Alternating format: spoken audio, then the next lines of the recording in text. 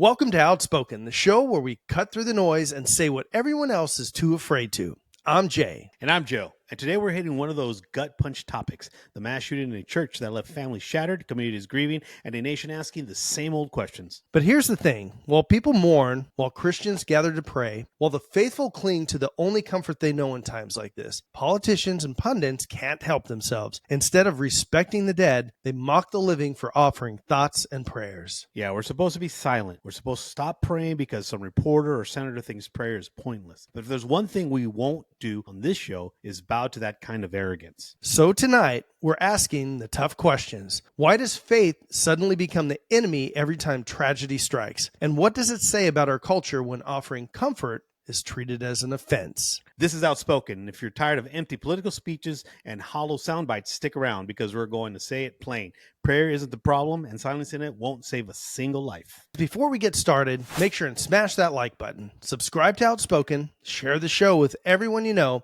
and hit that bell icon to get updated when we upload a new episode. Let's get into this.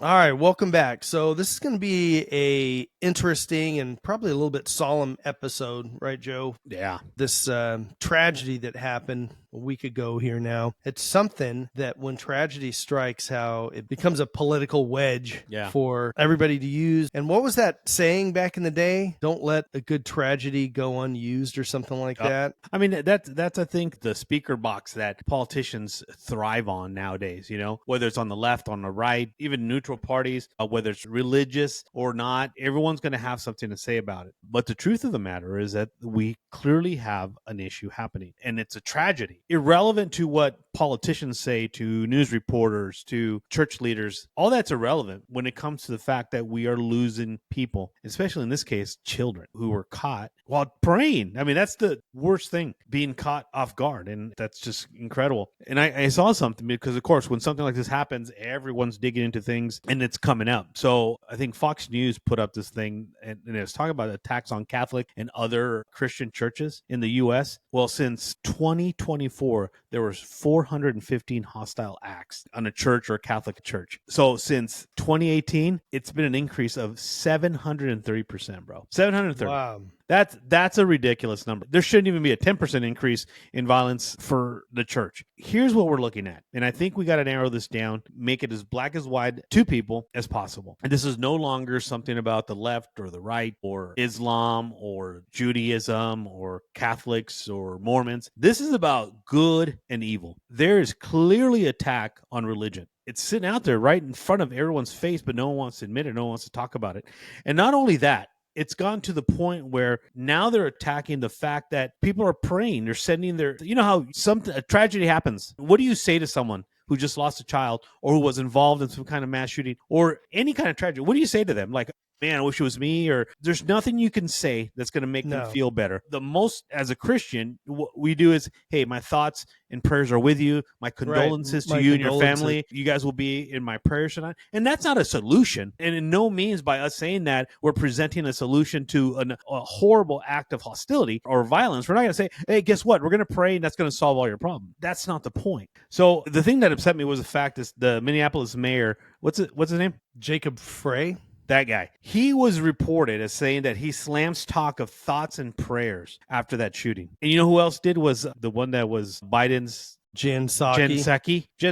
This was something that J.D. Vance responded to because she made a statement that they don't need prayers, they don't need thoughts, you know, they need action. What people aren't understanding is that we're not resolving the problems with prayers and thoughts. Right, or condolences. That's something that's something common that you say, you know, to help with someone, to let them know that you're there for them. Right. The same goes with Michael Steele, who was on CNN, and he said something about he blames the lies of prayer for inaction on gun control. What does prayer have to do with gun control? And this is the stuff that upsets me about the left. They start attacking things like that, and I'm like, you guys are like off your rocker. One does not fulfill the other. A prayer is not a replacement for an act, and they don't get that. I don't understand. It's just so upsetting to see this right now. Let me ask, okay, so fine, prayers aren't going to work. So what's your guys' solution? What are you going to say to these families that the children were shot? What's your solution? Well, gun control. No. Gun control is after the fact. What are you going to do to help the parents right now? What are you going to do if the parents could speak to them? They would say, why? Two things. One of two things. Could be on the political divide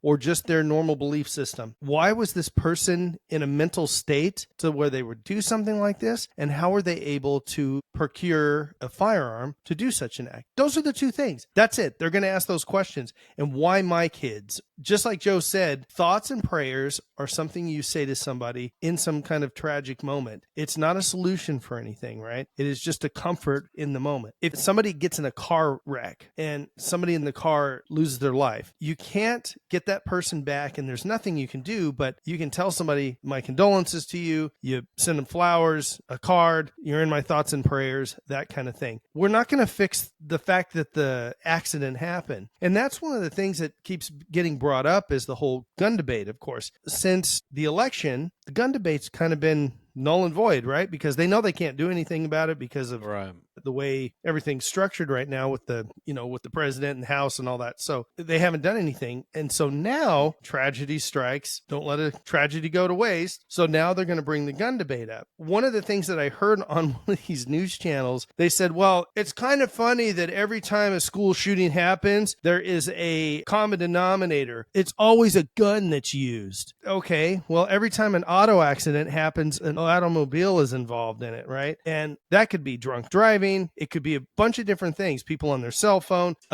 They have a medical emergency, some kind of impairment, typically, right? Yeah. It's not a normal, everyday societal thing. 99% of the people driving down the road are not going to get in an accident today, and they're not drinking, and they're not, doing whatever, and they're going to get to work or go to church or get home safely. But every once in a while, something happens, and we're not going to ban cars based on that. And it's the same thing with the gun debate. If you look back on a lot of these school shootings, I looked at it and it was like, I want to say 10 of them, and only 2 out of the 10, bro, were questionable what their personal status was. The other 8, every single one of them identified as something funky, whether they were non-binary, this or that. So all of these people had some kind of issues. Then the next thing, it's a mental issue. Yeah, mental issue. So now they're like, well, now you can't blame it on them because they're being picked on in school and society makes them feel weird about themselves. About all the... Bro, you can't even use them right now because then you'll be a homophobe. Seriously. I mean, that's the thing that's being thrown out there now is that, more reason to be a homophobe. Now everyone, the rights is going to make this a homophobic thing because of the... I'm like, let's make it what it is. You made a perfect point, a good point right now. When people steal a car, they run through a protest, run them over. And these are protesters, right? The crazy people out there protesting, they get run over by cars. I don't ever hear them right after that happening saying, we need to ban cars. Let's get a better laws to restrict cars to people. We don't hear that, right? You never hear. We need to arrest the person that was driving the car. Correct, but we don't hear that from the left, and it's them getting run over in these protests when the cars are going through them. Well, but here's the thing: even then, they're not complaining. They're not saying take these cars out of here because they're dangerous. Why? Because both the left and the right use cars, and they need cars. We don't need to make a big deal about people killing and blah, blah, blah, get drunk driving because we need to use these things. Now, who hates cars? I'm going to tell you who hates cars. The little hippies, environmentalists, they hate cars. They're the ones talking about carbon emissions. They're talking about they ride bikes, right? The electric vehicles. So yes, we have someone, but who is it always that's opposing the thing is the ones that don't like it. It's about feelings. So the same things go with vegans. They're out there protesting. They're throwing red paint on paintings and all kinds of stuff because you're killing animals and blah, blah, blah. Why? Because they don't believe in that, but they're trying to impose their feelings on everybody else who enjoys a good, nice piece of cow, right? Or a piece of goat or whatever it is that we love to eat, lamb or whatever. And the same thing goes with guns. Not everyone likes them. Not everyone knows how to use them, or not everyone cares for them. And those people are the ones that are complaining and blah, blah, blah. When tragedy hits, man, look, I don't say as much. I lost my mom to violence and a weapon was used. I don't ban weapons. I care. I still love weapons. That's my thing. And you're going to hear this from a lot of people who have been victims or survivors that enjoy the freedom of owning a weapon, but have either lost someone to it or they've been used on them. They don't say, hey, we need to ban guns. They don't. They still believe in their Right. freedom of carrying it. It's not us saying that. It's the people who don't like it. And it's a platform for politicians, because the left has to always have something to gripe about, to oppose, something to, oh, I gotcha, those gotcha moments. But the fact Right. is, when you've had this country run by the left, what laws have they passed? What changes have they made? You know, we could go back, we could use any example. Gun control, none. Immigration, none. Nothing that they stand on today have, when they're in power, have they done anything to fix it. It's just a talking point to them. They don't give a crap. They don't care not people at all. kill themselves. They don't care that the immigration statuses of anybody. It's a talking point to get votes. And people are so lame and gullible, yes, you, and they're falling for it, you know, and they believe it. And to me, that's ridiculous. These people are so ignorant. So we have Senator Amy Klobuchar. So she was doing an interview. They were talking, of course, about the vigils that were happening. She made a comment, one of the most stupid comments, I think she said. It said, there's no way to pin any ideology to this. I'm like, woman, have you seen it? He had a manifesto. He drew up a drawing of him looking in a mirror with a reflection of the devil.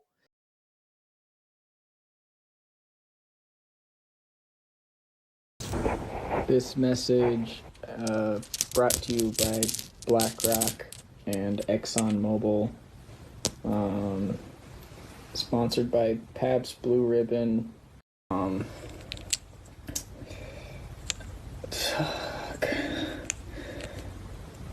Tomorrow, I'm sorry to my family. But that's it. That's the only people I'm sorry to. Those kids. Gone gang. And this one's for me, in case I need it. He put notes on every magazine that he had. Yep. Killed Trump. He had all kinds of crazy stuff on there. Didn't he have like a silhouette, a target? Yeah, so he had a cardboard silhouette target, and at the very top of it, there was a image of Jesus. So I'm telling you, bro, this is a war zone against good and evil now, and it can't be more blatant than it is right now, man. There is clearly an attack on religion. Well, Christianity. Christianity, and that's scary, because to have all these people, and I'm gonna say, man, everyone that I've seen have been white people, except for that one guy on CNN talking about thoughts and prayers is not what we need. And who are you to tell me what we need? Like, you live in this glass house, in this castle, ivory castle on the hill. You live in a gated house, not even a gated community, a gated house with security. And you're going to tell me that thoughts and prayers is not necessary for us common folk? You know what I mean? Like, I don't understand. Like, where do they get off making these kind of stupid remarks? There is no empathy at all. They want to cater to these mentally ill trans people. Just the fact that we have to call them trans is enough to say, like, you got issues, bro. People always ask, why am I not I'm a trans woman? Why am I not a woman? You just said it. You're a trans woman. You're not a woman. You have to transition. Women don't transition to being women, and men don't transition to being men. They're born that way, you know? And if you have to transition into something, you need to transition into a mental institute to help you with your dilemma. I'm honestly just getting sick and tired of people tippy-toeing around these mass shootings saying, like, oh, it's a gun issue. No, it's a mental health issue. And these trans people are losing, they're going crazy, bro. You've seen them on the Tickety Talk, or you've seen them on other social media platforms where they're saying, we need to fight fire with fire. We need to be angry. You know, all these trans crazy people on there, right? You know, this guy with a beard and a mustache and long hair with little pixie tails telling us that, I dare you to stop me going to use the women's restroom. I'm like, bro. Yeah, I know exactly which one you're talking about. You know which one I'm talking about? He's like 500 pounds, long hair, pink lipstick, and you can tell he's a dude. And like, why do we have to cater to your mental health? I shouldn't have to. And I'm telling you right now, if my daughter was still a baby and I was at a store and she had to go to the bathroom, you know, and I'm standing by that door waiting, and I see this person, there's going to be problems. There's going to be problems. I'm not going to let a grown ass man go into the women's restroom. My little daughter is. You know, when my daughter was small enough, I take her in the men's restroom and put her in a stall, and like I was like guarding her. You know, like I was like, what's up? Like, I wouldn't even let her touch the toilet seat. That's how. Yeah. So I'm not going to allow this man, 200-pound man that thinks he's a woman, go into a restroom where my daughter should have a safe space amongst other women. Not to say that there's not crazy women out there that, you know, abuse children. At least, you know, they're in the same sex. And it's just, I'm done, bro. I think we all should be done. I mean, being Christians, it means to, you know, love our neighbors. And I have no problem with that. Don't push your ideology on me. Don't tell me that this is a gun control issue. This is a mental health issue. And if we fail to see that, then we're failing society. You know what I mean?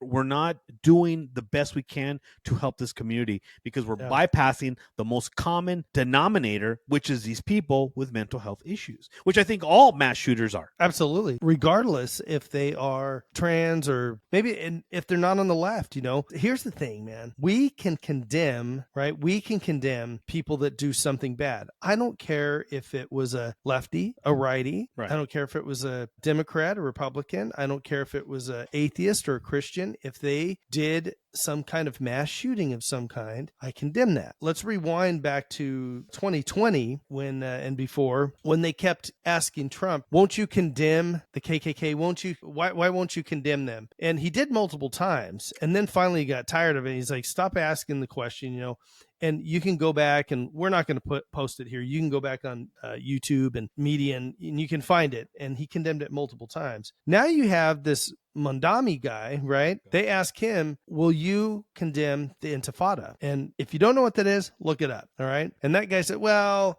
it's free speech. I don't think I don't want to get in the middle of that. And they're like, so you're not going to condemn it? No, I don't want to get into that whole thing and this and that. And it's like, so there's a big difference, right? Goes back to Joe's point. Somebody on the right does something wrong. It was the person, because they want to get the person. They want the person in jail, held accountable, whatever. It was the person that did it. On the left, anytime anybody does anything stupid, it's a gun, it's a car, it's a way they feel. It's not actually them. It's just their mental state and all this. It's and we hate got speech. Like Joe said, we have to stop it. Just stop it. People need to be held accountable for being idiots. And this guy, whatever the case was, I mean, from what I understand from the reports, his mom worked at the school at one time. From what I understand, again, if any of this is incorrect, this is just stuff that we read. Yeah. And she wasn't at the school anymore. Whether this kid had some kind of weird thing about the school or whatever, what was the mom doing? Did she notice her kid was being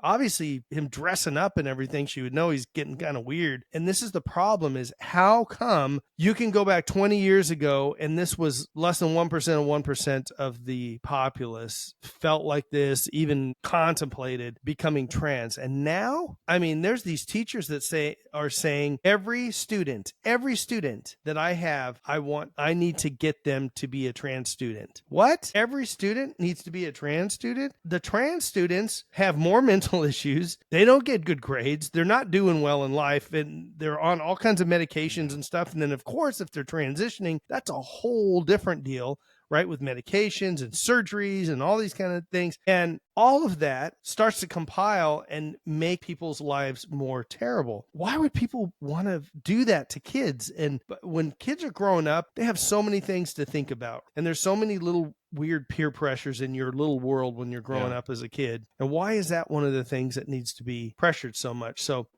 with everything that's happened, one of the last things we need to do is make this a political deal. We need to make it what it is. It's reality. Yeah. You had somebody with extreme mental issues get a hold of a firearm, and that needs to be figured out, how that happened. Here's the thing, Jay.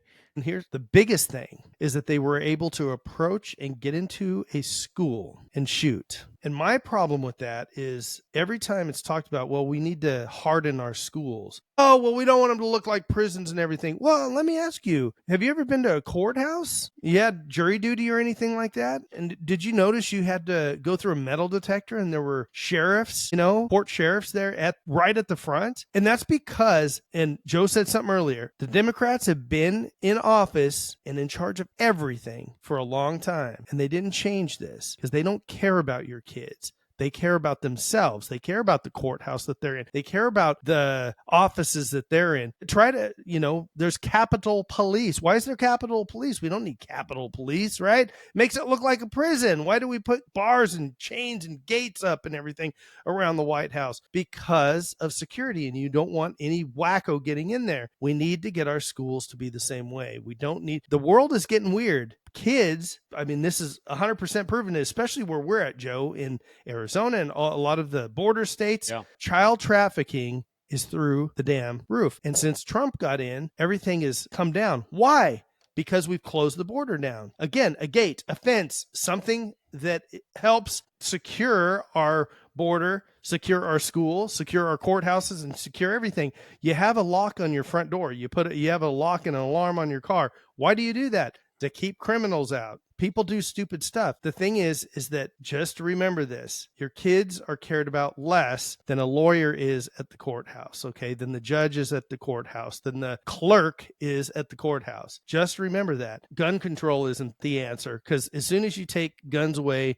from all the good people, guess who has the guns? All the bad people and the people that you don't want making all the decisions for you. Yeah. Well, this is not a gun control issue. This is a mental health issue. 100%. Gun is not the problem here. A gun is an inanimate object. It won't do anything without the pull of a trigger from there's no indication, other than his crazy post, that this guy didn't qualify to own a gun. He could have done all the paperwork. Paperwork's not going to tell you if you're mentally ill or if you have issues, right, or if you're thinking or contemplating eradicating yourself.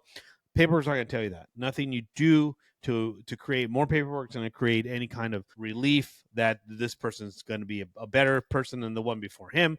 Correct. It's all paperwork. So background checks are done. Fingerprints are taken. Everything is done that needs to be done to buy or purchase a weapon. And the problem isn't the guns. The problem is that, one, there's still bad guys. And when there's bad guys, they're going to find ways to obtain a gun, whether it's through theft, whether it's through the black market, whether it's from across the border when it's not secured, whatever the case is, they're going to obtain it. And the other issue is that when we hyper-focus our attention to things that are not relevant, like the gun, and not on what is relevant, like the mental health behind the gun, we're losing ground on trying to gain control of the situation. So we need to do a better job and stop using these kinds of tragedies as a talking point for political points, because I'm going to tell you right now, you people out there, not specifically, not our listeners, but people out there are gullible and they're going to listen to them. Look at all the people that are just hating on the current president and his administration. And like, come on, man, we had the other guy here for 4 years and you didn't see this kind of craziness. It's not created by the people that is more conservative. It's created by the crazy people, the Karens and the Bobs out there that just cannot be happy. They can't be at home taking care of their own children, worrying about where they're at. Instead, they have to be out there, burning down buildings and stopping traffic and doing crazy things. But I think it's important that we stay on task, focus ourselves on what the problems are, and the problems are that there's people out there with mental health issues, and as family members, as parents or brothers and sisters, as neighbors, if we see something like that, we need to call it out. We need to ensure Absolutely. that this person gets the help that they need before something like this happens, because it's not going to be the last time this happens, because there's people out there suffering some kind of mental traumas in their lives, whether it was from their childhood or whether it's self-created because their moms and their dads told them that if you want to be a little girl, you could be a little girl, and whatever the case is, we need to fix these problems. So again, don't blame something that doesn't function without human form behind it, whether it's a car, whether it's a gun, a knife, anything like that. Those things in and by themselves cannot harm anybody.